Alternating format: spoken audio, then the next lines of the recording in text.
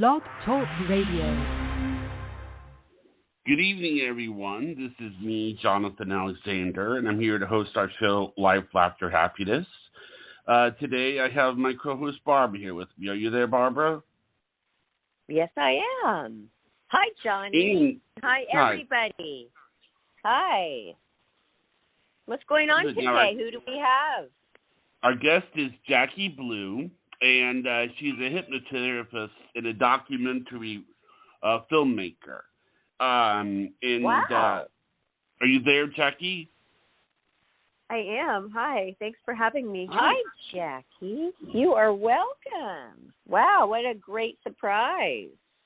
I love that, Johnny. You have a special touch.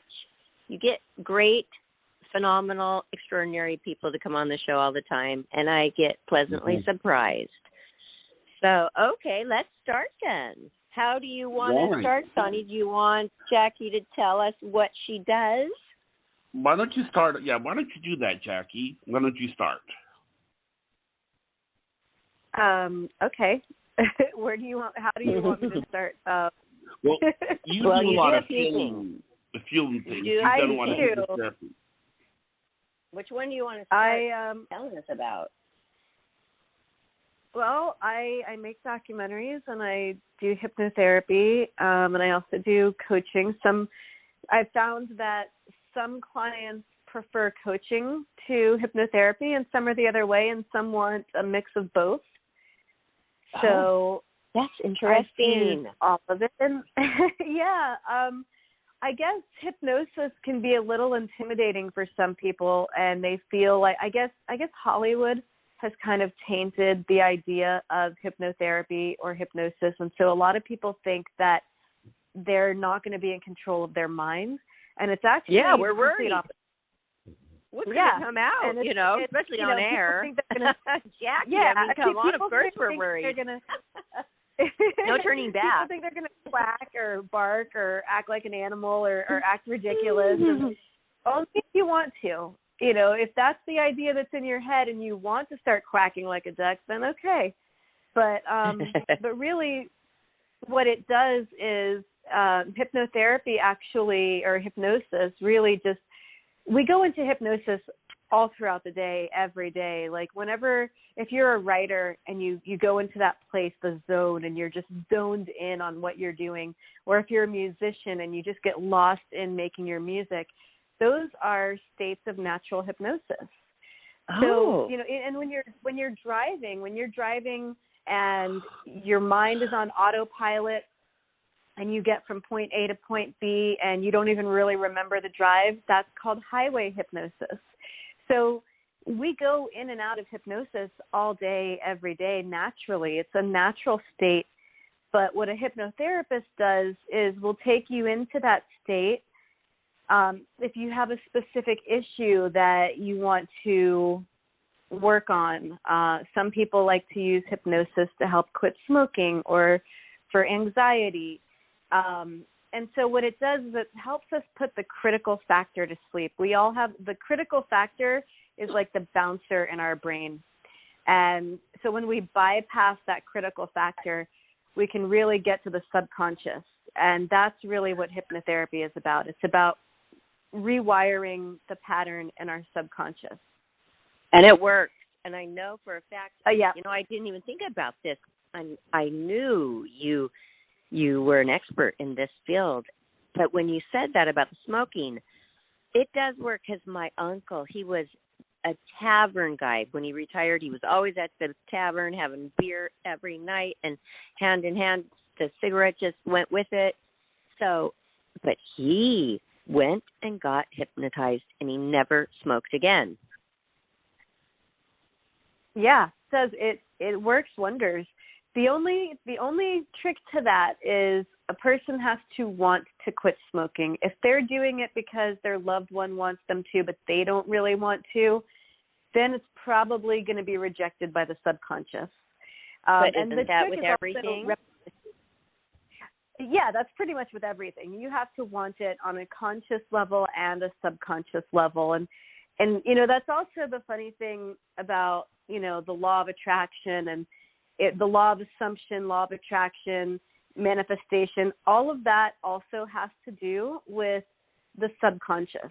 When I've studied those laws, the law of assumption, the law of attraction, and manifestation, the one thing that I noticed that they all have in common is it all talks about reprogramming the subconscious mind, impressing the subconscious mind. So really, the subconscious is so powerful that I named my coaching and hypnotherapy practice Mind Magic, because I believe that it all, I believe in magic, but I believe it all happens in the mind first.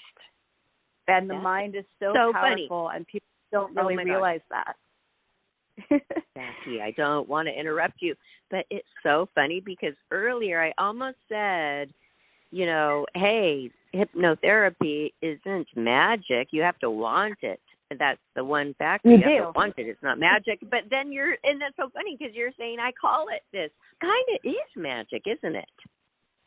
Well, it is when you look at it from the perspective that I look at it from, because, I've had clients who come to me and so there was one client that I had who was in a really bad spot when they came to me, and they really wanted to change their career path that they were on. And they specifically told me what they wanted to do. They wanted to be teaching classes, doing workshops. They wanted to have X, Y, and Z. And within 6 months of us working together, this person was doing all of those things. And I just sat back and was like, wow, when you came to me, this is what you said you wanted to do, and now look at you. You are doing all of it. Wow. That is wonderful. People but really isn't have it to be easier, motivated, though? but it does work. And sometimes people need, that coach or that therapist or that little cheerleader to help them get to that point. But, and I'm somebody who gets things done. I'm not a talker. I'm a doer. So but this is also interesting. Yeah, go ahead. Oh, I was just wondering. When people come to me and, sorry, I think there might be a delay. No, that's okay. No, go ahead. Yeah. Go ahead. I never forget what I'm going to say, so go ahead. Okay, I was just going to say, when people come to me and they have things that they want to do, I'm all about, let's get it done. Let's do it. Let's find the path to least resistance, and let's get it done. Let's find out how we're going to make this happen. But that's so weird again, because I was just going to say, when we were going back and forth there, I was going to say, doesn't it make it a lot easier when the person knows what they want? They just don't know how to really execute it. And so kind of, that's the first step, right? Knowing what you want. Oh, absolutely. Or do people come to you not knowing anything? Like, I'm dead in the water. I feel so empty. I don't know where to go, and I can do so much, but I don't know what to do. And so I bet that is very challenging when they come to you with not knowing what they want to do. I have had a couple clients like that, and what I like to do in that situation is we go on a therapeutic imagery journey with hypnosis. Mm-hmm. So I'll guide them. It's like a guided meditation, but it goes deeper.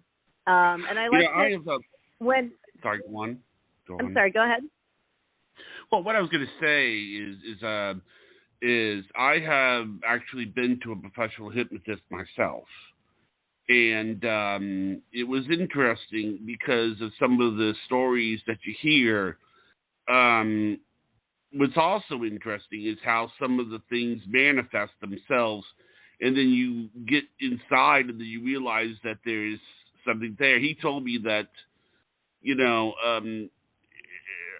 they sometimes, like, a person can have a regressed memory.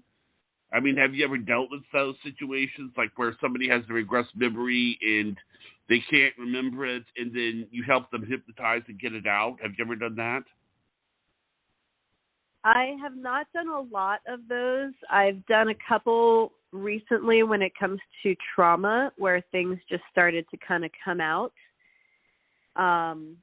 Because hypnotherapy does also work with trauma, and and PTSD and different things like that. Now, I want to be careful to say that when it comes to PTSD, I think there are different types. I don't believe that PTSD is a lifelong curse. Like, I was in an abusive marriage, and I had PTSD from when my ex-husband tried to kill me, and I used hypnotherapy to help me get over that part of my life is over. I don't need to react. I don't need to respond. I don't need to have that emotional charge there anymore. So I don't get triggered, and I don't have PTSD related to that anymore. But when it comes to PTSD related to our military and soldiers and what they see in war, that is a completely different type of PTSD, and I don't necessarily know that hypnotherapy would work on that. But when it comes to abuse and childhood traumas and things of that nature, I have absolutely seen it work wonders. Well, why wouldn't it work? I mean, if it works with that, why wouldn't it work? I mean, I think it's worth a try, at least. I mean, that's a pretty hard road as a person who has seen that kind of combat to come back. And they would love to get cured, probably. So why not try? I'm not saying it wouldn't work. I just don't know.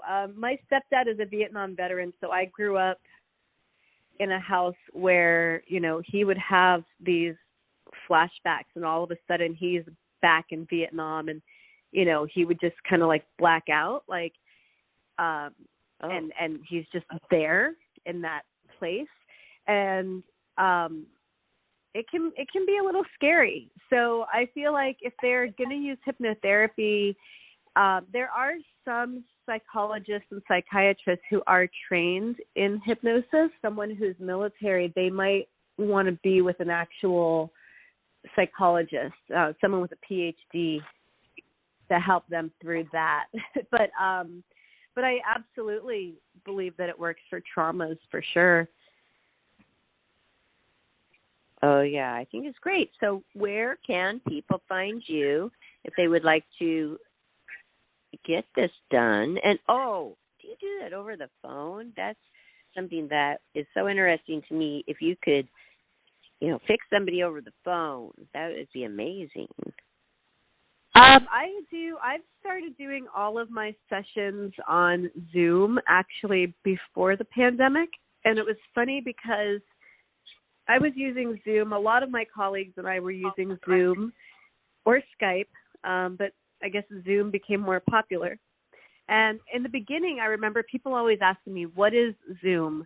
And do I have to download it? And now, because of, you know, ever since 2020, everyone knows what Zoom is now. So that helps. I do a lot of that. It makes it easier for me where I don't have to rent office space. I can set up my little home office in my bedroom and work from home, which is more convenient as a mom. So I do everything on Zoom rather than in person, and especially right now with, you know, the way everything is going, it feels like we're back in 2020. Yeah, I'm glad you can do it on Zoom. I'm glad that you have that available to you, but do you have to see the people? Why do you need to see the people? Can you just do it over the phone? I probably could. I just haven't. I haven't tried over the phone. I've always done it through Zoom. I like the face-to-face interactions. That's just me. It's a personal preference. But if somebody wanted to do it over the phone, I wouldn't be opposed to it. Would you really know if they were being hypnotized going under your spell or not? If you didn't see them? Could they fake it? I don't know. You know, that's interesting. That's part of why I like being able to watch on Zoom, because I can also see their breathing patterns. I can tell how deep someone's going and if I need to take them deeper or if they're already pretty deep. I'd rather That's do one it. of the elements with Zoom. I would rather see them too. It's just another level of more an intimate care. But I was just curious. So that might be cool to be able to do that, though. I mean, I'm sure I have colleagues that do it on the phone. I'm pretty sure I know some people who do hypnotherapy over the phone.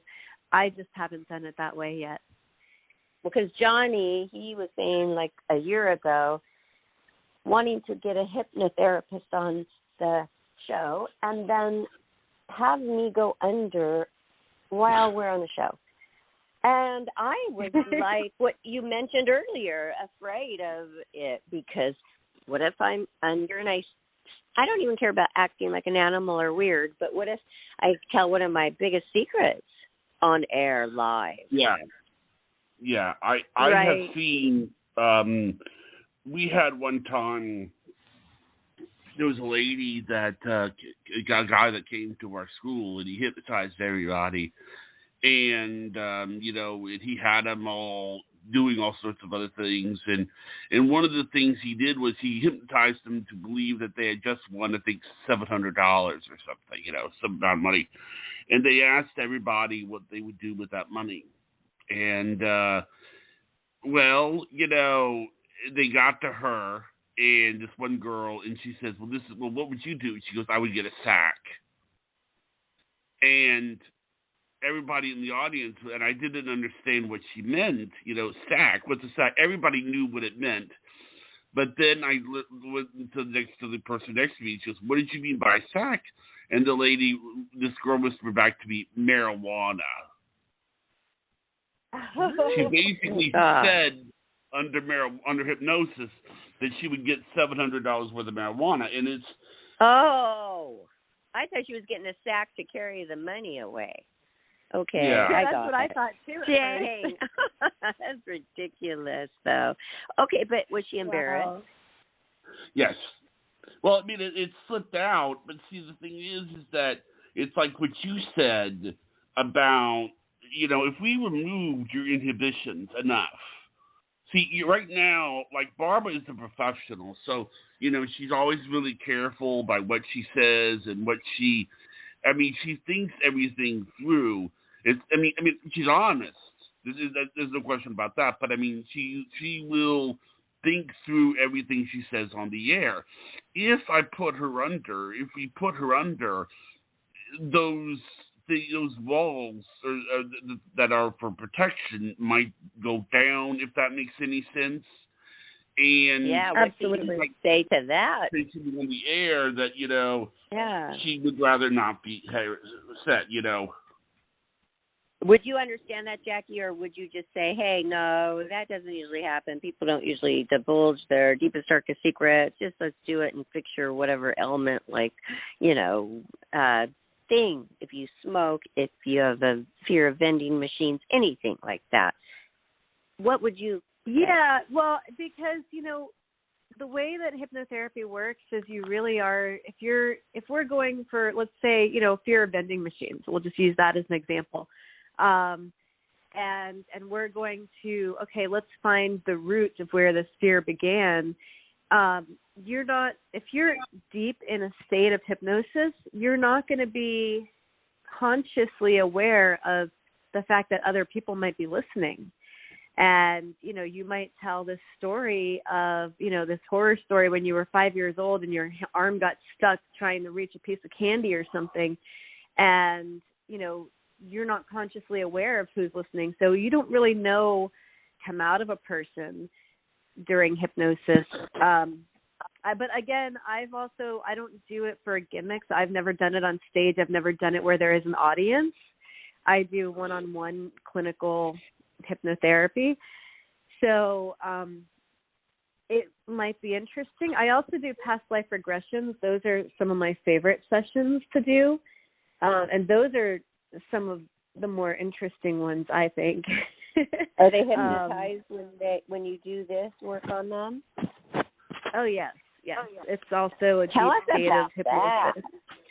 Past? Okay, I would like to know. So past life regressions are 2-hour sessions, and they I start with the same deep breathing and the same technique that I use to put a client into deep hypnosis. We do that. We start with that for past lives as well. And then sometimes people have specific things like they want to use it therapeutically. like if there is a fear of drowning and it's an irrational fear and they've never had an incident in this life that would lead them to have a fear of drowning, or like one of my kids he eventually got over it, but he had this fear of flying that when we moved from Florida to California, he was 10 years old at the time and absolutely would not get on a plane with the rest of us. I had to pay one of my best friends to take a train because my kid would not get on a plane and fly with us. But at the same time, he has no logical reason to have a fear of flying. He had never been in a plane accident. Like, there was no logical reason why he would have this fear, but he did. And it was so strong, he would not get into a plane. So if somebody, and I've had clients who have fears like this, and they want to go and find out what's the root of this. Like, this was an irrational fear. I have no bearing for where it came from. And so in the case like that, they might want to go to a past life and see that they died in a plane accident, or they were in a bad plane accident, or they were a pilot and crashed, or whatever the case may be. And as soon as they witness that experience in their mind, that fear tends to just disappear. And it's really interesting to me and really fascinating to me when people use past life therapy like that. My ex-husband used to always try to debunk all of this stuff and say, none of this stuff is real, the past life stuff. And I used to always say, there's an author and a doctor that I love, Dr. Brian Weiss, who he is one of the leading people regarding past life regressions and past life regression therapy. He wrote a book in the 80s about a client that he had or a patient he had, who she came to him with all these fears.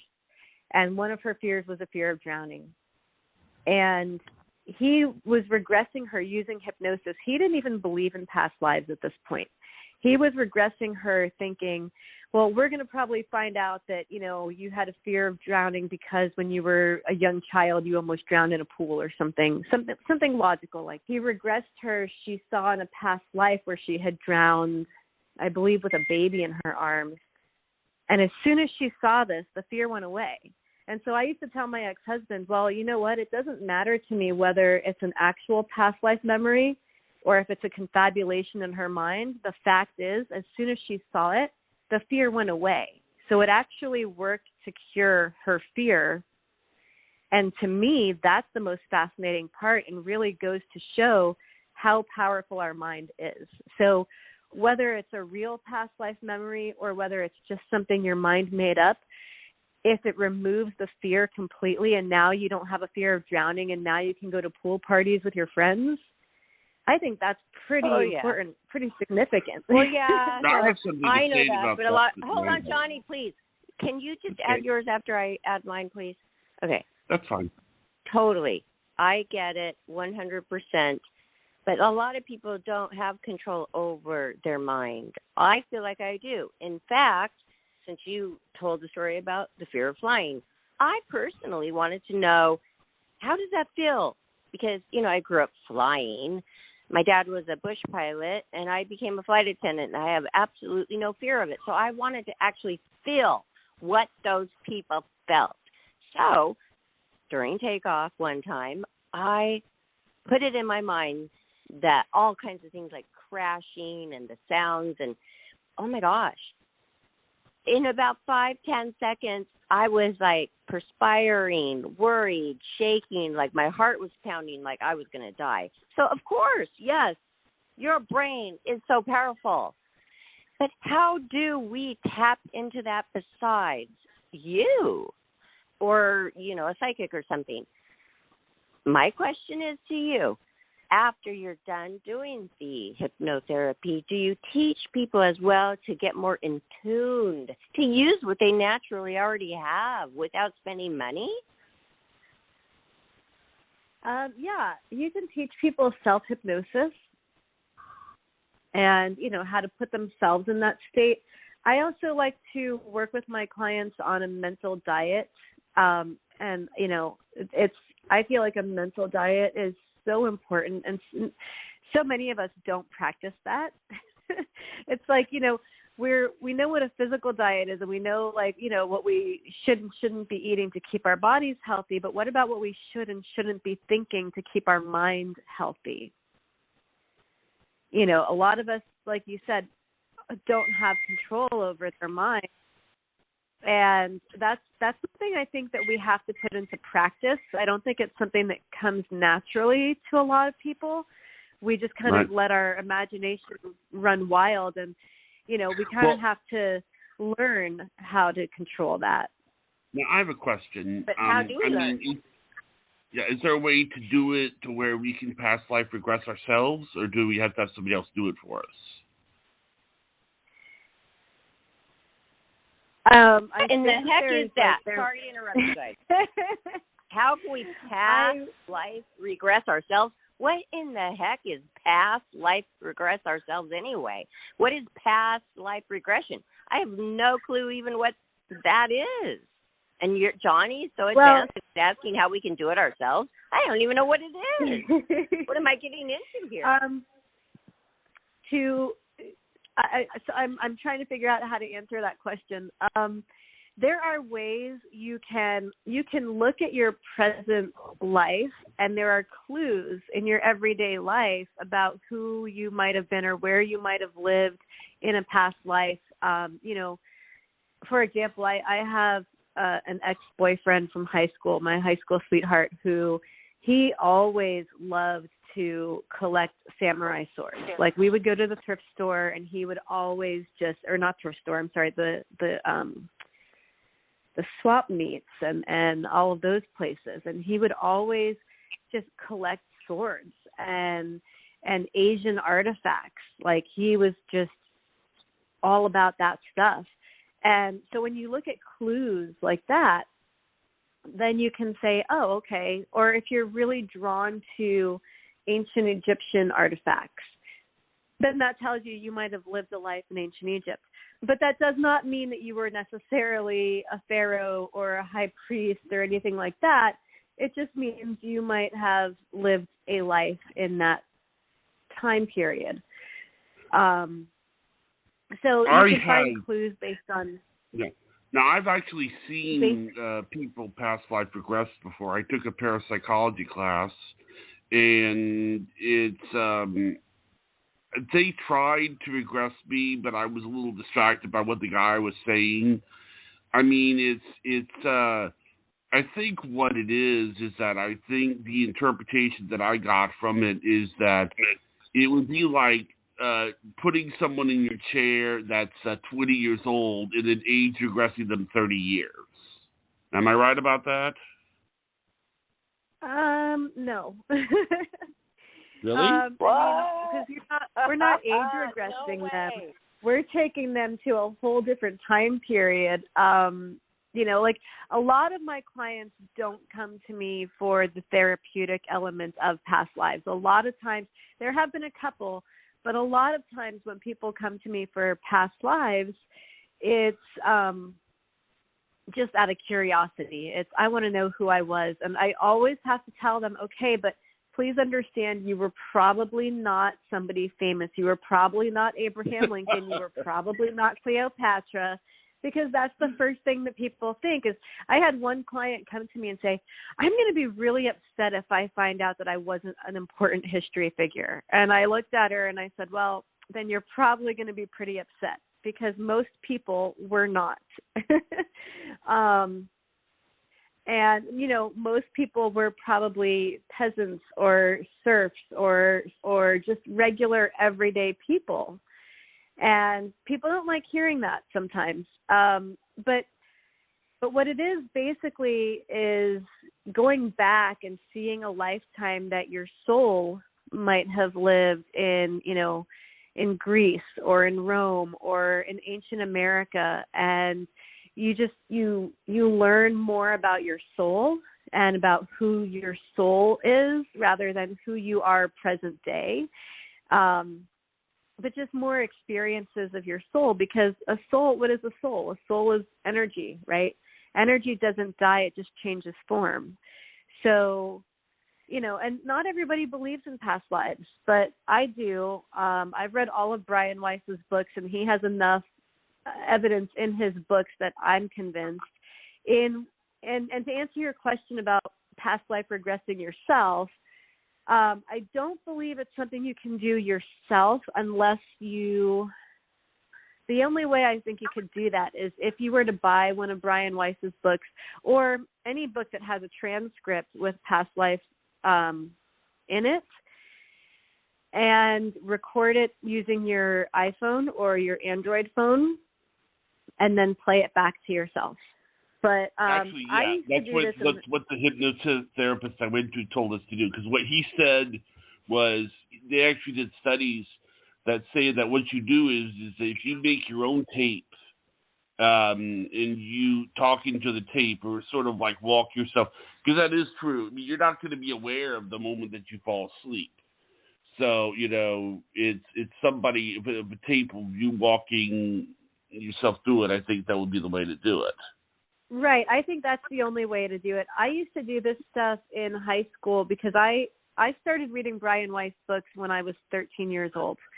And when I was in high school, he had put out a book that had a transcript in the back so that you could read it on someone or have someone read it on you.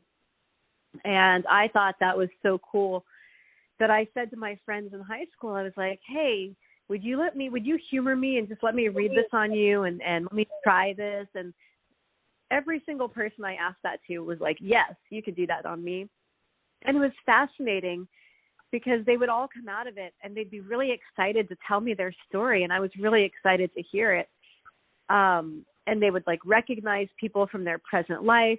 And it was fascinating. So I used to do this just for fun, for free, on my friends in high school, just from reading the transcripts out of the back of one of Brian Weiss's books.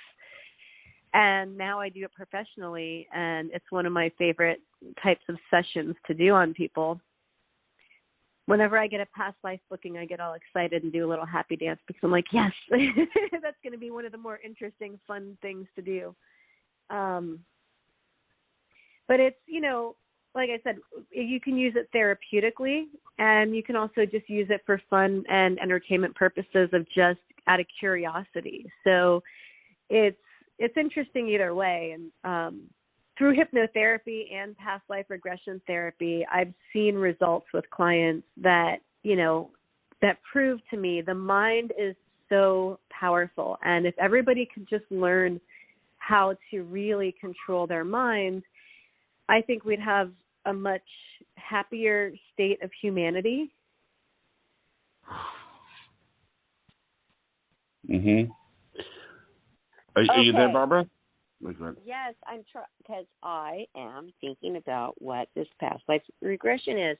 And now my mind's wandering upon it because this is happening to me all the time. And I have this horrible fear. It's a really horrible fear, but it's always there about prison. Can you tell if I've been in prison before or if I'm going there in my future life? Forget about past lives. I'm worried about the future life.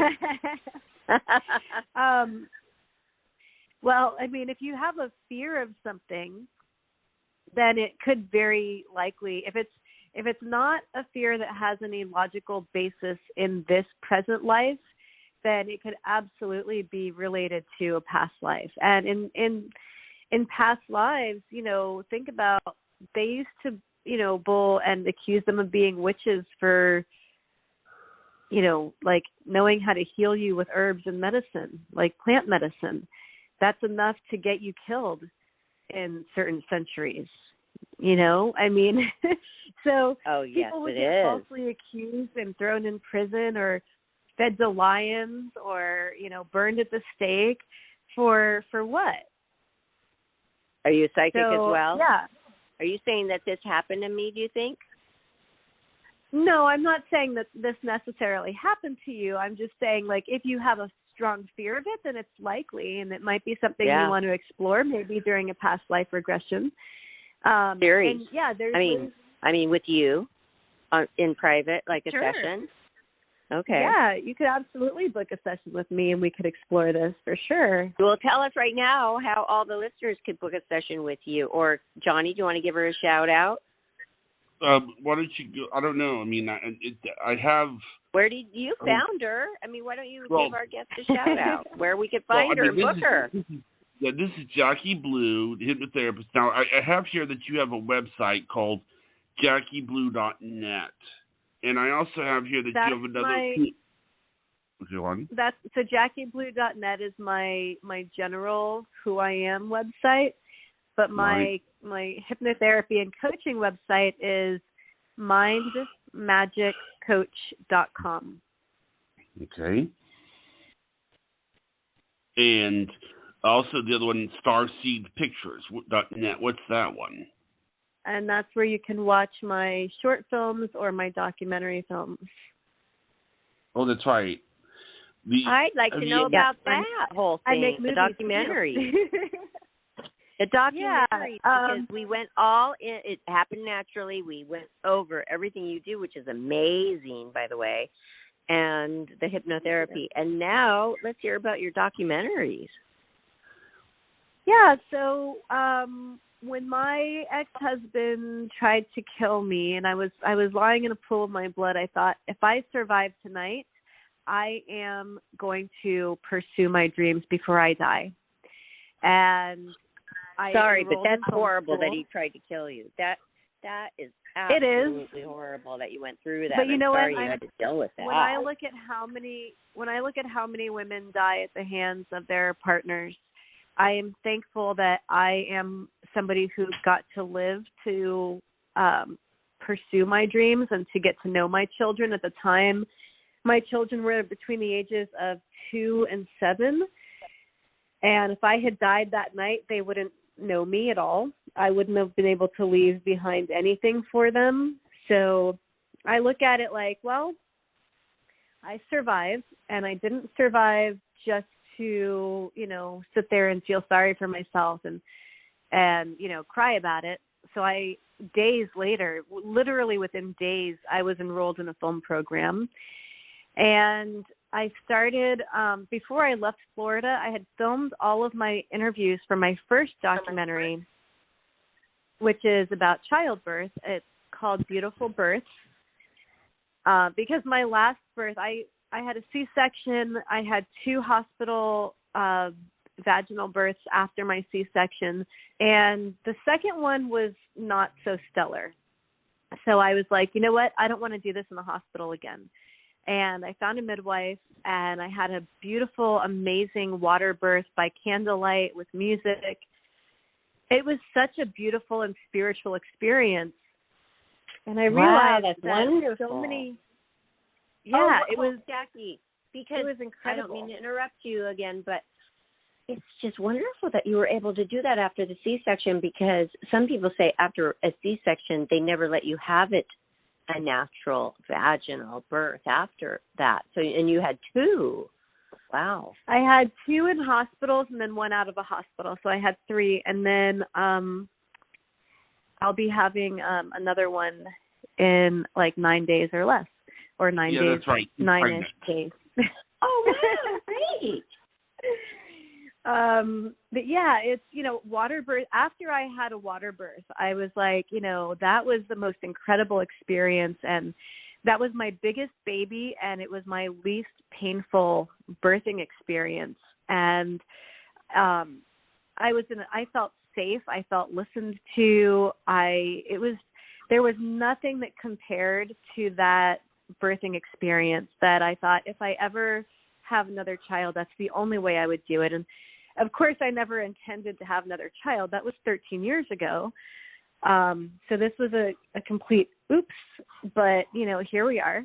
And I'm looking forward to another beautiful spiritual water birth experience. It really was incredible that I felt like I wanted to make a movie about another alternative to birth, because a lot of people didn't know. And I learned this when I released my film through all the emails I received and all the comments that I got from the screenings we did.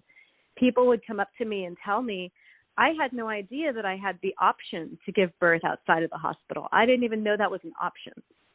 So if you don't know you have options, you don't really have options, do you? Right. So, True. So my film is it's educational and informational. My midwife that I had in Florida, who's now retired, and I wish that she wasn't retired, and I wish I could fly her out to California, and I wish that she could be the one here through my birth. But because she became a second mother to me during my last pregnancy. And when you have a midwife that you connect with, like on that level, it makes the whole experience a little more special, I think. So I wanted to make a movie that explains to people the differences, that, you can absolutely have a positive hospital experience. It's just, you have to fight a little harder for it. And, the hospital staff have a protocol. They have you on a clock. They want to do certain things that might not, that might go against your wishes and might not be the best thing for you and the baby, but it's what's best for the hospital. So, I wanted to empower women and their partners by just giving them information that they might not have had before. And so I released that film in... Oh, do you think that you could have had your first baby without a C-section, or was that a must? Well, my first were twins, and my water broke early. And at the time, so I was in my early 20s, and I didn't know a whole lot, and I trusted the doctors. And my older son, the one that was born first, he was head down, and the doctor said to me, well, you could give birth to baby A naturally, but because baby B is sideways, he was transverse and lying sideways across my belly, he said, but baby B will probably have to be a C-section, and do you really want to put your body through both of that? And there's a chance that the baby B could die. And he used the death card on me at 21 years old. So I was like... Well, of course. Yeah, I was like, well, baby's okay, gonna die. You're not going to take that chance, right? Of course. So right? I was like, well, okay, exactly. Let's just do the C-section and not put my body through double trauma. And I get it. But here's what really bothers me is that afterwards, after that experience, I have now met 3 OBGYNs who have told me, well, if I was your doctor, I would have cut you. I do twin births all the time vaginally. And there's 2 doctors out here in California, Dr. Stu and Dr. Shavira, who both will not do C-section unless it is absolutely life or death. Exactly. And I had a twin pregnancy. They do no twins all the C-section. time. Oh, and I had major, huge, I had 13 doctors around me because it was such a high-risk pregnancy. And I said, I want to have it through. I want to be natural. This is my only chance. I was not going to have more after. Maybe I would have, but, it could be your only chance. I just wanted to have it naturally for the experience. And so I was able to. But, oh, my gosh, that must really upset you. That must really irk you that I think that the schedule of the hospital was more important to your lifelong memory of giving birth the way you wanted. Yeah, because, having a C-section was really hard on my body. It was probably, the recovery of it was the most pain I've ever experienced in my life. I wasn't able to walk right for weeks. I was hunched over like a little old lady. I could not stand up straight. I felt like I was literally on fire. I would wake up, as soon as the pain pills wore off, I would wake up screaming because it was horribly painful. Well, yeah, and my twins were across your puppies. entire abdominal muscle to get it. And yeah. you know what? This is not okay. Because because now you have 2 little babies plus your other children at home to take care of. Feeling like that. Great. Well, no, my twins were my first pregnancy, so I didn't have any other children at home at that time. But they were in the NICU, and they were in the newborn intensive care unit for 4 weeks, and I was so thankful that they were there, because there is no possible way that I would have been able to get in and out of bed and pick them up and take care of them. It just would not. Right. It would not have been possible for me at the time. So by the time they did come home, I was recovered enough where I could lift them, where I wasn't in excruciating pain. But, you know, my body didn't feel normal for at least a year, 2 years after that. Like, it was just such a weird thing that's why I was able, I was determined after that C-section to never have another C-section. I was determined to, okay, well, I'm going to avoid an epidural and I'm going to avoid Pitocin, because I know these are things that anything that could potentially lead to a C-section, I'm avoiding it. So whatever pain I have to go through. I didn't know that could lead to it, Jacqui. So the epidural could lead to a C-section?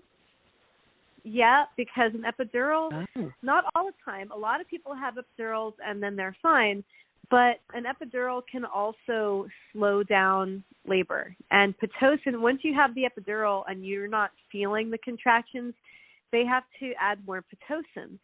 Pitocin Pitocin is the artificial drug that they give you to progress labor in the hospital. And it's basically protocol. Like, once you go into the hospital, they're basically going to give you Pitocin unless you fight against it. So I had to tell them I refuse Pitocin and I don't want an epidural. So I had told my ex-husband, I mean, we were married at the time, but I told him, I said, no matter what I say in labor, no matter how painful it gets, I do not want an epidural. And I'm telling you this before I go into labor, so that if I start saying I want an epidural, you need to remind me why I don't.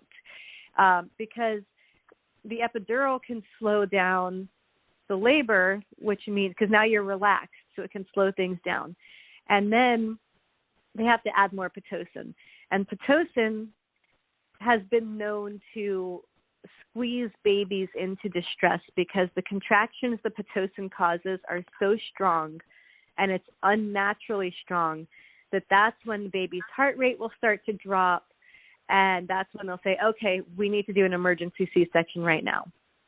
Okay. So I had done so much research when I was pregnant with my third son during my second pregnancy that I was like, nope, we're avoiding Pitocin, we're avoiding the epidural, because I don't want to even take the chance.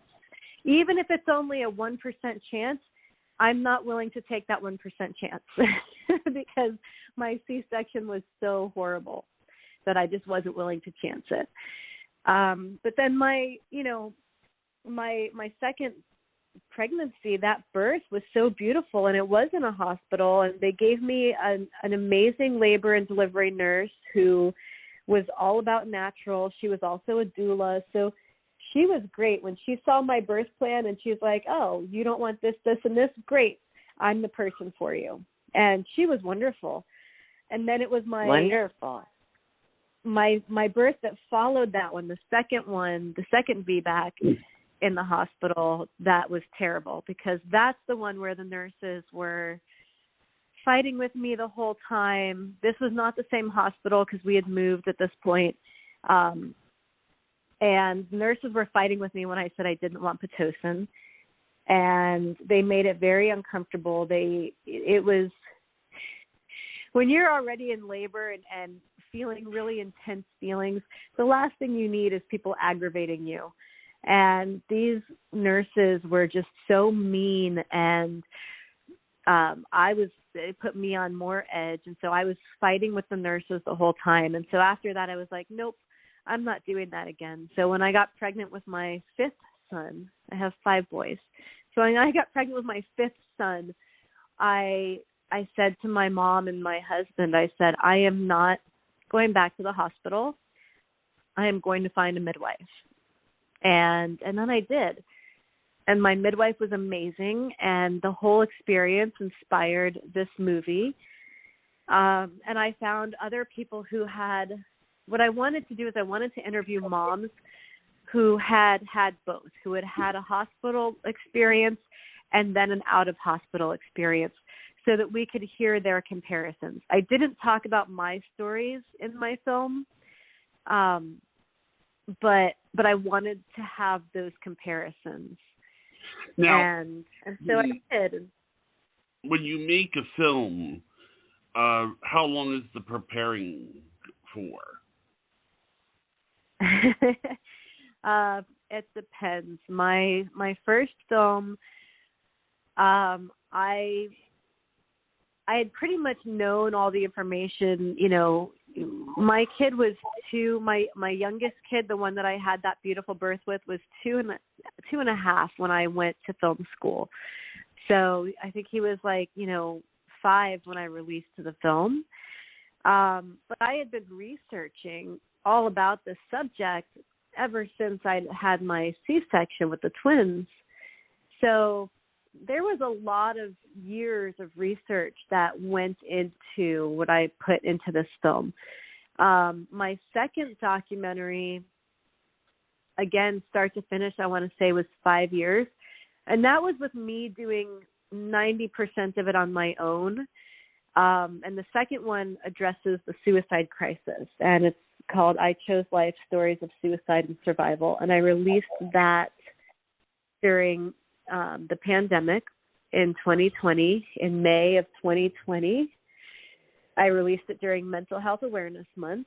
And it features Jared Padalecki, who starred in Supernatural. I don't know if you watched the show Supernatural, but he played Sam Winchester. And he is heavily featured throughout that documentary.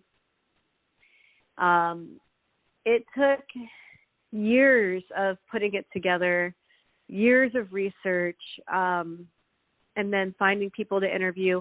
And I did not have a whole team of people. I had me. And then I would have I had friends with cameras, and I would, beg them to be a part of this and help me shoot the interviews. And I also, edit. So I was able to edit as I was going along. And I had the vision in my mind of how I wanted the layout to be and the things I wanted to discuss throughout the film. But a documentary, if you have a team of people working with you and you have a budget and you have money going into it, you could probably get a documentary done within a year. But when you're doing it all by yourself and you don't have a lot of money to pour into it, it can take a good while.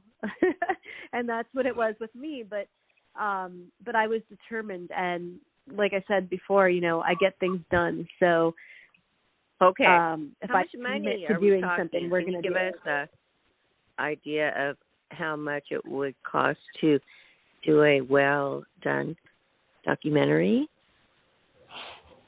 Well, I like to think that mine are well done, even though I didn't have a lot of money. I had resources, and I had time, and I had skill. You can put a lot of money into something, and it still turns out like crap. Yeah. So, true. I can't really answer that. I don't know. The more, when you have a big budget and you can afford to hire, top-notch people to come in and edit it for you instead of you being the editor. Although I'm a pretty good editor, I think I would love the sound to be able to hire. Important. So you think the sound is quite important? Sound is huge. Sound is a big deal. So when I had friends shoot the interviews with me, sound was always an issue. Like, okay, we need to get good sound. I don't care if the picture's crap because we can always get B-roll. Sound is a must. Exactly. Because it's going to be there forever. And if people can't hear it, they're just going to turn it. It's so true. Yeah. So Yeah, true. for sure. That's, when I was making my first film, I shot all the interviews while I was finishing film school. So I had somebody recording the sound. We had top quality sound and lights and camera equipment because we borrowed it from the school. Yeah, and just people want to so work. They want to explore and experiment and work on everybody's projects. I think it's wonderful. That must have been wonderful for you to experience going to film school and getting all that education. Yeah, it really was. And it was at a time in my life when I was in a transition of who am I? What am I doing? I'm not going to be this man's wife anymore. I'm still going to be these kids' mom. What do I want to leave behind as my legacy to my kids? And what do I want to do for the rest of my life? And I decided at that point, I want to make important films. I also made a couple of short films. And I would love to make some more, I'd love to move into feature narratives. I currently have 2 documentary projects that a girlfriend and I just started at the tail end of 2021. We were both kind of sitting there like, well, we've got these ideas kicking around, and we made this outline for 2 projects, and we just jumped into it. We were like, you know what? Let's get it done. We've got X amount of time before I have a baby, and let's start shooting interviews. And so we did. And then after the baby's born and the Omicron stops rising, and starts to go on the down, starts to fall. When Omicron starts falling, we'll go back out and shoot more interviews. Right now, we're just kind of taking a break because I don't want to put myself out there right now, especially so close to my due date. I